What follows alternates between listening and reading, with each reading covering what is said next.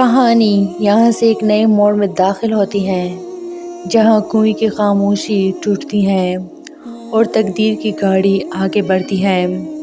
بظاہر یوسف علیہ السلام ایک مظلوم بچے ہیں، جنہیں بھائیوں نے دھوکے سے تاریکی میں پھینک دیا، مگر حقیقت یہ ہے کہ آسمان پر ان کے لیے رستے کھل چکے ہیں۔ اللہ کی تدبیر کبھی شور نہیں مچاتی، وہ خاموشی سے انسان کو اس مقام تک پہنچا دیتی ہے جس کا تصور بھی ممکن نہیں ہوتا۔ یہ حصہ ہمیں بتاتا ہے کہ غلامی کبھی عظمت کو نہیں روک سکتی اگر کردار آزاد ہو۔ کنویں میں کچھ وقت گزرا ہوگا کہ دور سے ایک قافلہ نمودار ہوا۔ یہ لوگ مصر جا رہے تھے۔ انہوں نے پانی نکالنے کے لیے کنویں میں ڈول ڈالا۔ جیسی ہی ڈول اوپر آیا، اس میں ایک حسین چہرہ جھلک اٹھا۔ ارے یہ تو لڑکا ہے۔ اندھیرا ختم ہوا، مگر ایک نئی آزمائش شروع ہونے والی تھی۔ انہوں نے یوسف علیہ السلام کو اللہ کی نعمت سمجھنے کے بجائے مال تجارت بنا لیا، اسے چھپا لیا کہ کہیں کوئی دعویٰ نہ کر دیں۔ یوں یوسف علیہ السلام آزادی سے نکل کر غلامی کی طرف بڑھ گئے، مگر اللہ کے منصوبے میں غلامی بھی تربیت تھی۔ اسی رات حضرت یوسف علیہ السلام کے بھائی اپنے والد کے پاس روتے ہوئے آئے۔ ان کے ہاتھ میں یوسف علیہ السلام کی قمیص تھی جس پر جھوٹا خون لگا ہوا تھا۔ ابا جان، ہم دوڑ میں لگ گئے تھے اور یوسف کو سامان کے پاس چھوڑ دیا تھا، اسے بھیڑیا کھا گیا۔ حضرت یعقوب علیہ السلام نے قمیص کو دیکھا، وہ سالم تھی، کہیں سے پٹی نہ تھی۔ ایک نبی کی آنکھ جھوٹ کو فوراً پہچان لیتی ہے۔ دل ٹوٹ گیا، مگر زبان سے صرف یہی نکلا، صبر جمیل، اور اللہ ہی مددگار ہے اس بات پر جو تم بیان کر رہے ہو۔ یہاں صبر کی ایک عظیم مثال قائم ہوتی ہے، ایسا صبر جس میں شکوہ نہیں، صرف بھروسہ ہوتا ہے۔ قافلہ صرف مصر پہنچا۔ اس دور میں غلاموں کی منڈیاں عام تھی۔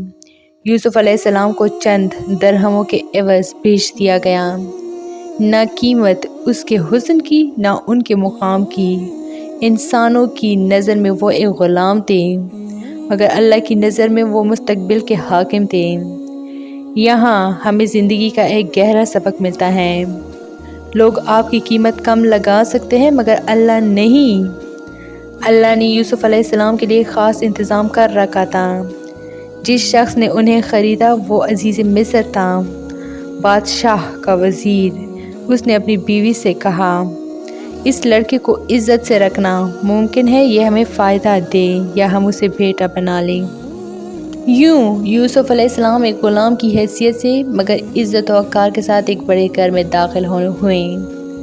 اللہ نے ان کے چہرے، اخلاق اور انداز میں ایسی کشش رکھی تھی کہ ہر دیکھنے والا متاثر ہوئے بغیر نہ رہ سکا۔ یوسف علیہ السلام نے اس گھر میں رہتے ہوئے امانت، سچائی اور محنت کا عملی نمونہ پیش کیا۔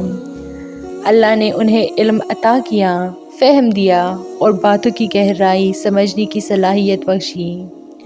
قرآن ہمیں بتاتا ہے کہ اللہ نے یوسف علیہ السلام کو زمین میں ٹھکانہ دیا اور انہیں خوابوں کی تعبیر سکھائی۔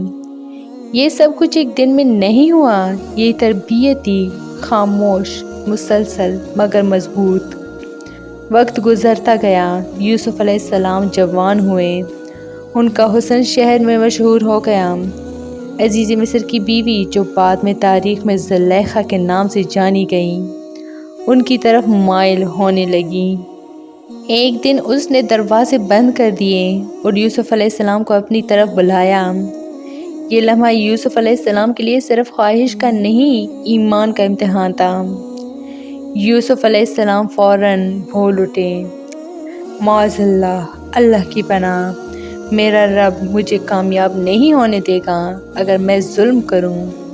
یہاں ایک غلام، ایک نوجوان، ایک تنہا انسان، سب کچھ ہوتے ہوئے بھی گناہ سے منہ موڑ لیتا ہے۔ یہ کردار کی وہ بلندی ہے جو فرشتوں کو بھی حیران کر دے۔ یوسف علیہ السلام دروازے کی طرف بھاگے، زلیخا پیچھے تھی۔ اسی دوران دروازہ کھل گیا۔ عزیز مصر سامنے کھڑا تھا۔ زلیخا نے فوراً الزام یوسف علیہ السلام پر ڈال دیا۔ جو تمہاری بیوی کے ساتھ برا ارادہ کرے اس کی سزا کیا ہونی چاہیے؟ یوسف علیہ السلام نے سچ بیان کیا، معاملہ الجھ گیا۔ اسی لمحے اللہ نے سچ کو ظاہر کرنے کا انتظام فرمایا۔ خاندان کے ایک فرد نے گواہی دی، اگر قمیض آگے سے پٹی ہو تو عورت سچی ہے، اور اگر پیچھے سے پٹی ہو تو مرد یعنی کہ یوسف علیہ السلام سچا ہے۔ قمیض پیچھے سے پٹی ہوئی تھی، سچ سامنے آ گیا، مگر عزت بچانے کے لیے معاملہ دبایا گیا۔ عزیز مصر نے کہا، یوسف علیہ السلام اس بات کو نظر انداز کرو اور اے عورت اپنے گناہ کی معافی مانگو۔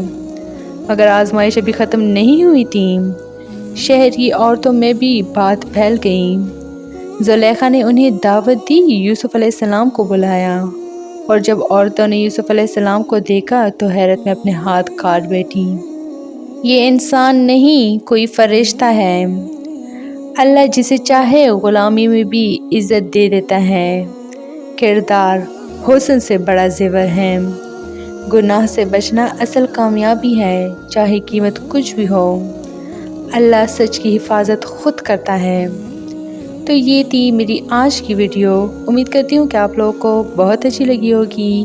مزید حضرت یوسف علیہ السلام کے پارٹس کے لیے میرے چینل کو لائک، شیئر اور سبسکرائب ضرور کریں۔ Stay tuned for more. Thanks for watching.